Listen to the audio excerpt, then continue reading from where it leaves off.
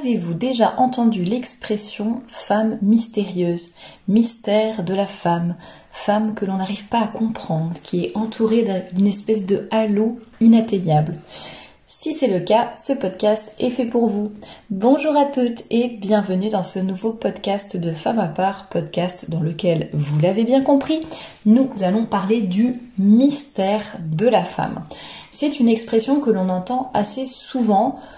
Je ne sais pas si c'est particulièrement lié, d'ailleurs je ne pense pas, au milieu catholique, mais on l'entend aussi dans le milieu catholique, alors peut-être pas dans le même sens que dans la société actuelle, mais on entend assez souvent le fait que il y a un certain mystère qui entoure la femme, ou que les femmes sont mystérieuses, qu'on a du mal à les comprendre.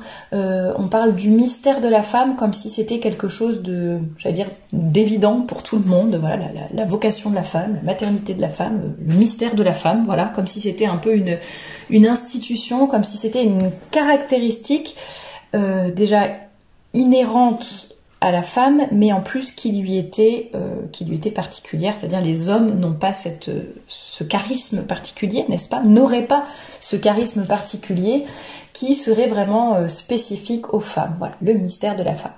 Alors je voulais en parler aujourd'hui parce que tout simplement, l'une d'entre vous m'avait écrit sur Instagram par rapport à une citation que j'avais postée, qu'elle ne comprenait pas, c'était par rapport à la vocation de la femme, à sa mission sur la terre. Et ça nous a donné l'occasion de parler donc du mystère de la femme. Et donc je me suis dit qu'il était peut-être intéressant de vous éclairer sur ce sujet, en tout cas de vous partager un petit peu mes pensées par rapport à ça. Alors c'est vrai qu'au départ c'est peut-être une expression que j'utilisais parce qu'en fait tout le monde le dit.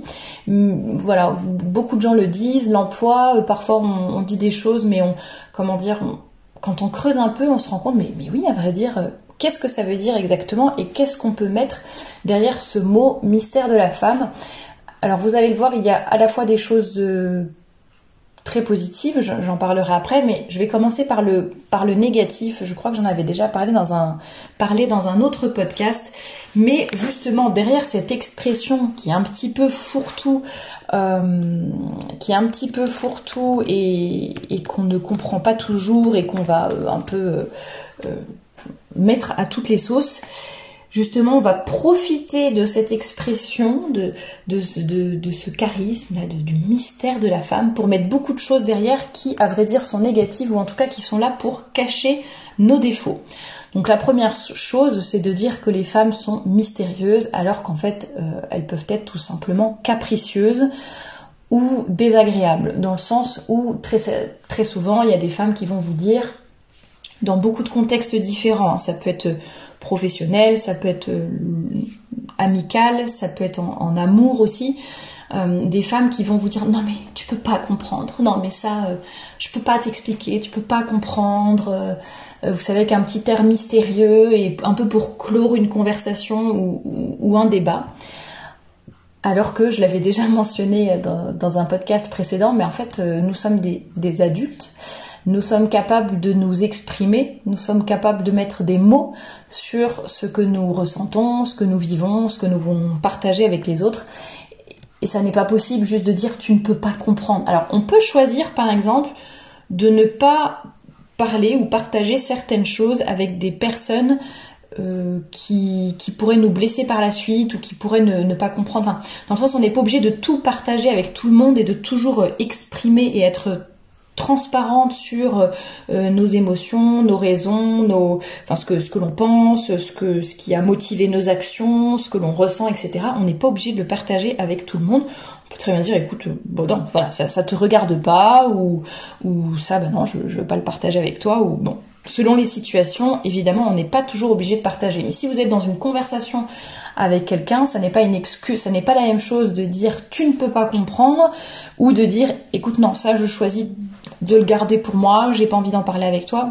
Voilà, j'espère que vous voyez la nuance, mais effectivement, le fait de dire tu ne peux pas comprendre et de se draper, vous savez, avec ce geste de je mets mes cheveux, je passe la main dans les cheveux, je les mets en arrière et je dis comment dire, si j'avais une cape, je la ferais voltiger derrière moi en me retournant et en disant non, tu peux pas comprendre. Et voilà, je fais demi-tour d'une façon très théâtrale et je m'en vais pour ne pas avoir à affronter le regard, la pensée, l'argument de la personne en face de moi. Vous voyez, donc ça c'est ce que j'appelle le mystère de la femme, vraiment côté négatif. Justement, on se sert de cette excuse afin de ne pas rendre compte de nos actes, ou alors pour justement ne pas apprendre à nous exprimer clairement et à dire clairement ce que nous ressentons.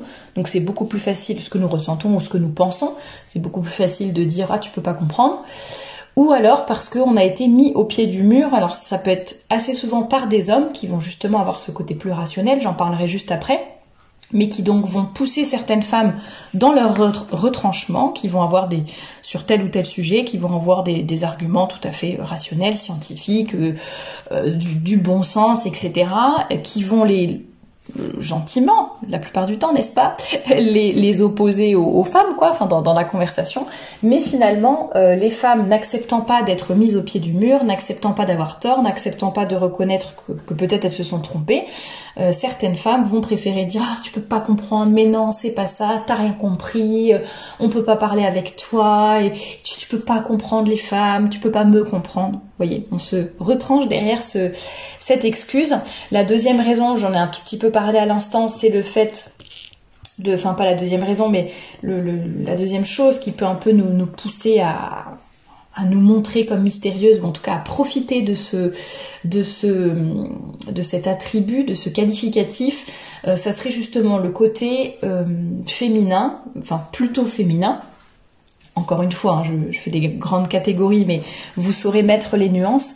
Le côté plutôt féminin d'être donc plus dans l'émotion que dans la raison. J'ai déjà enregistré beaucoup de podcasts et écrit d'articles à ce sujet. Donc, si vous voulez creuser, n'hésitez pas à aller les écouter ou les lire.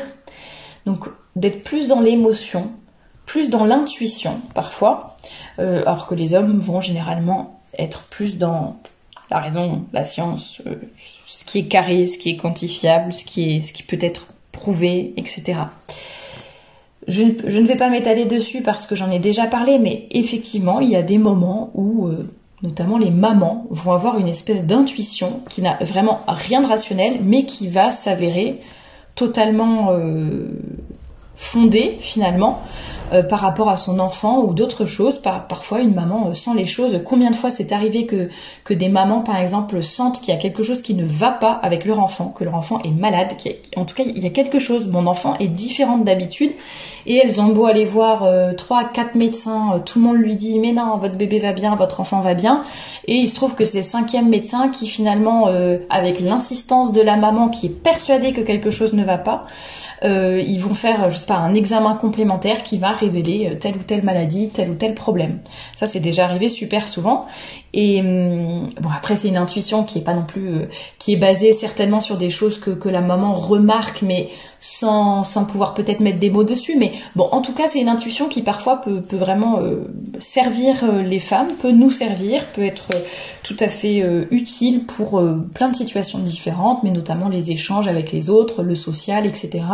Ça peut nous permettre parfois justement ce côté plus intuitif, plus émotionnel, de mieux comprendre, de mieux décoder le langage non verbal des personnes et ainsi pouvoir comprendre un peu ce qui se cache derrière ces personnes. Enfin, donc tout n'est pas négatif dans l'intuition et l'émotion, mais évidemment les femmes qui ne se basent que là-dessus pour régir leur vie.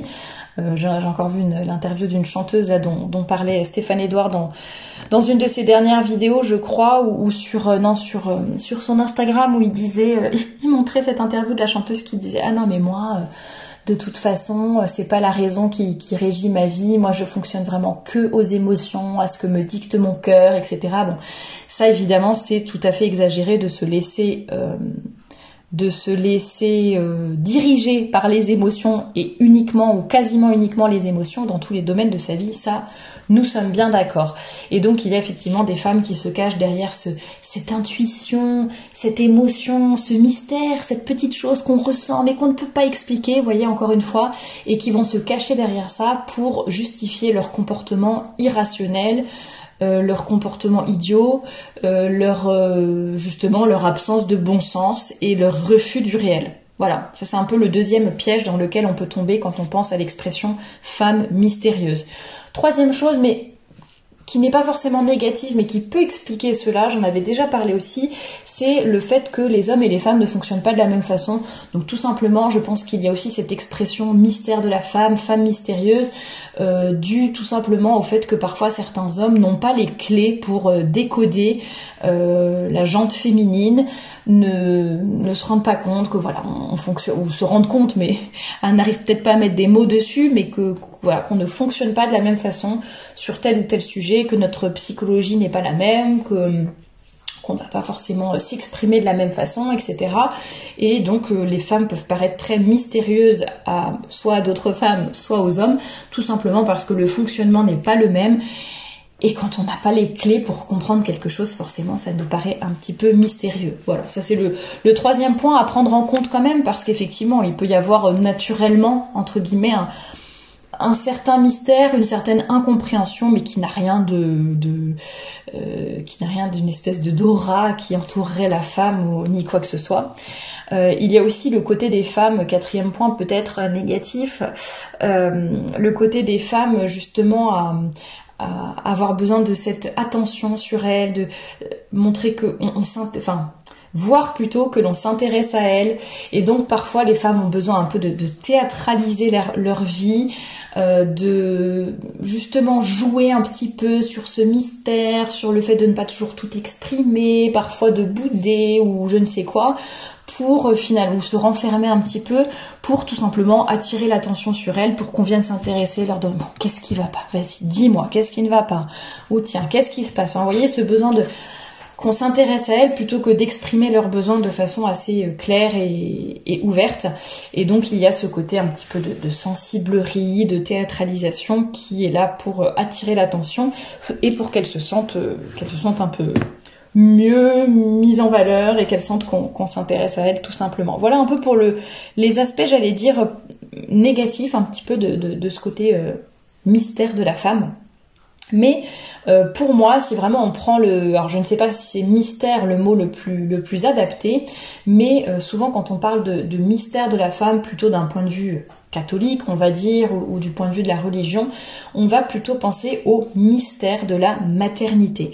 En fait, ce qui est vraiment mystérieux, mais en fait parce que c'est pas tellement parce qu'on le comprend pas, mais c'est parce que ça nous dépasse tellement c'est grand, c'est cette capacité, enfin le fait que déjà on va créer une vie humaine en nous, quoi. Enfin, quand on y pense, c'est quand même gigantesque. Enfin, arrêtez-vous 2 secondes, que vous soyez un homme ou une femme, pour penser à la maternité, au fait que la femme, pendant 9 mois, va voir grandir un être humain, qu'elle va donner la vie à un être humain qui va sortir de son corps, qui va ensuite, et qu'elle va pouvoir le nourrir, et puis même d'un point de vue physique, quand on voit comment le corps de la femme est fait, comment son corps va se transformer pendant la grossesse, pendant l'accouchement, après l'accouchement, comment tout est fait pour que le corps de la femme donne la vie, et puis après le fait de pouvoir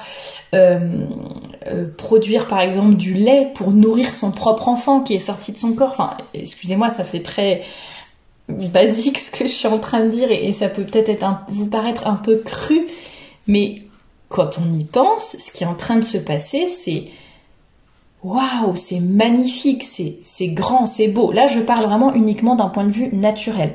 Si en plus on le prend d'un point de vue surnaturel, c'est-à-dire de se dire que au creux de mes entrailles, un enfant va se développer. Donc certes, moi je lui donne le corps, mais en fait c'est le bon Dieu directement qui va infuser l'âme de ce petit bébé dans ce corps, dans cet embryon, dans ces cellules, quoi, au tout début. Mais c'est encore plus magnifique, c'est-à-dire le corps de la femme est le siège de l'action co-créatrice de Dieu, pour créer la vie, quoi. Les parents sont co-créateurs d'une vie avec le bon Dieu, et ça se passe dans le corps de la femme. Enfin, c'est beau. En fait, je pense que le côté mystérieux, c'est juste parce que voilà, ça nous dépasse de voir cette maternité, cette vie qui va être créée dans la femme, qui va la protéger, la faire grandir pendant 9 mois à peu près, quoi, et qui ensuite va être capable de nourrir même cet enfant, et qui va être capable de nourrir cet enfant, et voilà, ensuite de l'éduquer, de le faire grandir, etc. Mais je pense qu'il y a vraiment ce côté du mystère, de la grandeur de la maternité, avec vraiment le bon Dieu qui intervient directement pour créer l'âme dans le corps de la femme. Et c'est ça en fait qui est tout à fait grand, mystérieux, et c'est ça qui doit nous faire c'est pour ça qu'on dit le mystère de la maternité. Et comme ce sont les femmes qui peuvent être mères, n'en déplaise à la société actuelle, eh bien les femmes sont le siège de ce mystère de co-création de la vie.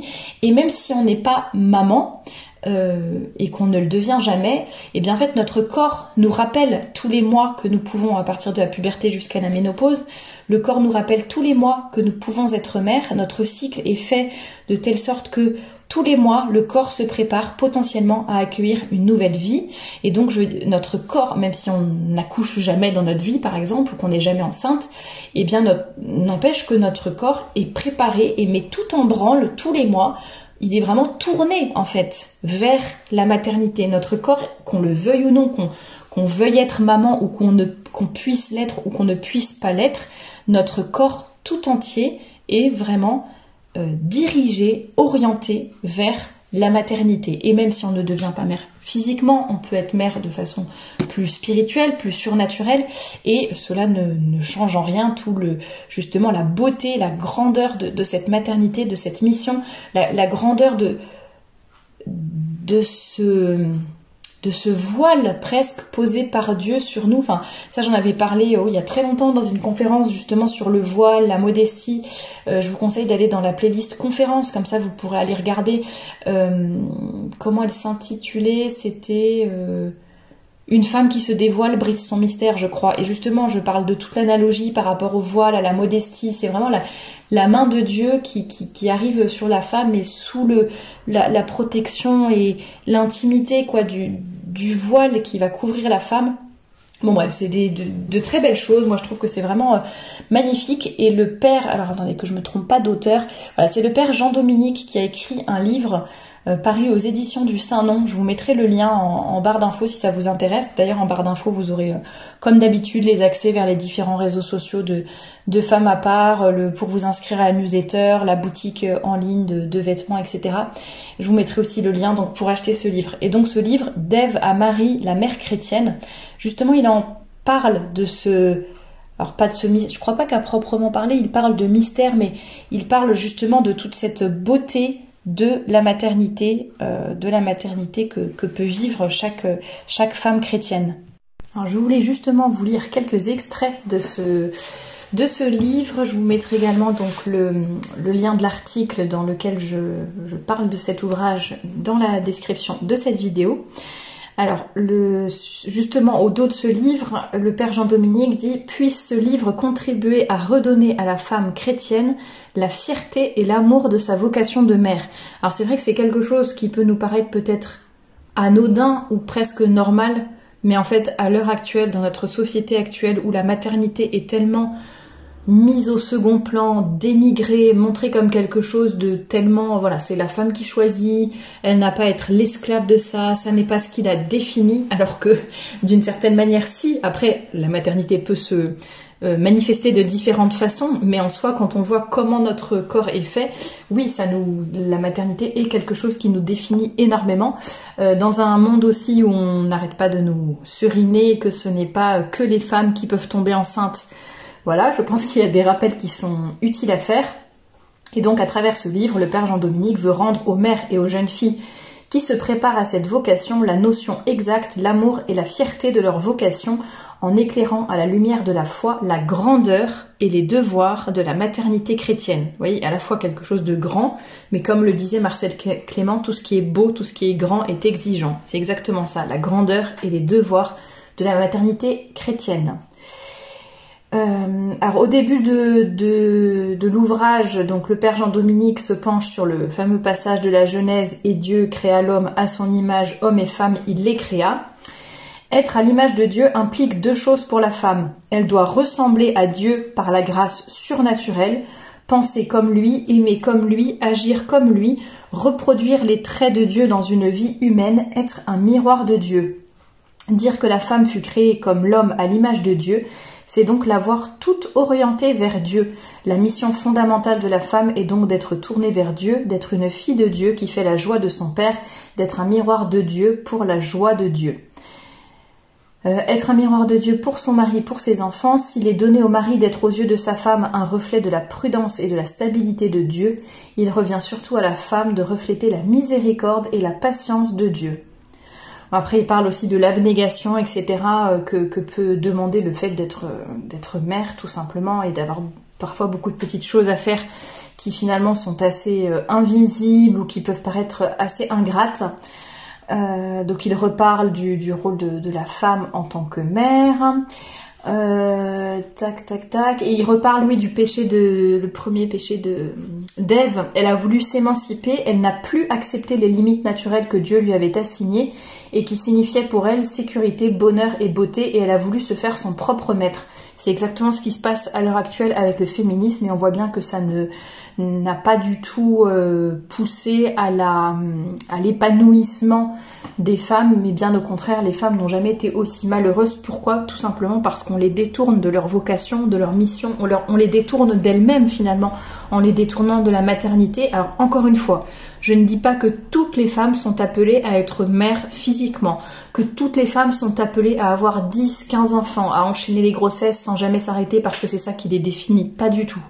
Mais ce que je dis, c'est qu'en tout cas la maternité est l'une des choses qui définit la femme, l'une des choses qui est ancrée au cœur de chacune d'entre nous, et qui après peut se manifester, se développer, s'épanouir, se rayonner de façon totalement différente d'une femme à l'autre. Bien évidemment, ça peut être de façon charnelle ou de façon plus spirituelle, plus surnaturelle, mais en tout cas, ça fait partie de nous et il faut l'accepter, bien évidemment. Dernier paragraphe que je voulais vous lire est juste ici. La Sainte Vierge peut et doit être le modèle de toutes les femmes. Tout ceci, tout ce qui était dit dans le livre, vous montre l'exigence de la mission de la femme telle qu'elle a été voulue par Dieu. Pour comprendre la noblesse de la maternité, il faut bien comprendre que la femme a été choisie par Dieu pour être le théâtre de son activité créatrice. La maternité, c'est l'œuvre de Dieu dans la femme. C'est pourquoi celle-ci doit veiller particulièrement à garder sa pureté, que ce soit dans ses paroles, dans ses vêtements, dans ses attitudes. Plus un cœur est pur, moins il met d'obstacles à l'action de Dieu, et plus il reçoit les largesses de Dieu. La pureté est la mesure de la fécondité. Tâchons de nous en souvenir au quotidien. Voilà pour un peu les extraits que je voulais partager avec vous. J'en arrive un peu à la conclusion de ce podcast. C'est à peu près tout ce que je voulais vous dire sur ce sujet. Alors c'est vrai que je suis partie de cette expression de femme mystérieuse et je suis ensuite arrivée beaucoup plus loin. Tout ça pour vous dire que, alors comme d'habitude, j'essaie toujours un peu je m'inclus dedans, de nous faire grandir, que l'on identifie un petit peu les défauts, les facilités, les lieux communs un peu dans lesquels on peut tomber en partie à cause de l'influence de la société actuelle. J'en avais parlé récemment dans un podcast sur la susceptibilité par exemple, où voilà, le but vraiment sur cette chaîne, c'est à la fois que l'on se connaisse mieux, que l'on connaisse mieux la féminité, etc. Mais c'est aussi et comme ça qu'on puisse davantage correspondre à ce que Dieu veut pour nous. C'est comme ça que nous trouverons le vrai bonheur d'ailleurs. Mais c'est aussi évidemment tâcher toujours de mieux faire, de s'améliorer, de prendre, d'essayer de s'améliorer, de corriger ses défauts, de développer ses dons, ses qualités qui sont parfois communs aux femmes, mais parfois sont particuliers à chacune d'entre nous. Donc voilà ce que je voulais aussi faire avec ce podcast, c'est un peu vous prévenir pour que vous évitez de tomber dans ce danger de la femme mystérieuse qui est en fait assez capricieuse ou alors très immature et qui ne sait pas mettre des mots sur ce qu'elle pense ou sur ce qu'elle ressent. Il y a aussi le danger justement de se croire un petit peu supérieure, de vouloir théâtraliser un petit peu sa vie pour attirer l'attention d'une mauvaise façon. Il y a aussi évidemment le danger de tomber dans une trop grande émotion qui va régir nos vies en permanence plutôt que d'essayer de se laisser guider par la raison.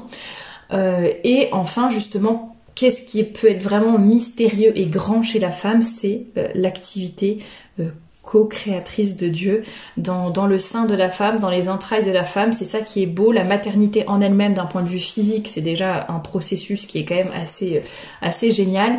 Mais quand on y pense, si on s'élève un petit peu et qu'on regarde aussi d'un point de vue plus spirituel, c'est encore 1000 fois plus beau. Et aussi le fait de justement prendre conscience donc de l'importance de la maternité et aussi de la responsabilité que l'on a en tant que femme et en tant qu'homme évidemment, puisque un enfant a 2 parents justement, et de la responsabilité que l'on a vis-à-vis de ses enfants, de leur éducation et du fait que l'on doit les tirer vers le haut et les tirer vers le ciel pour qu'ils soient de grands saints.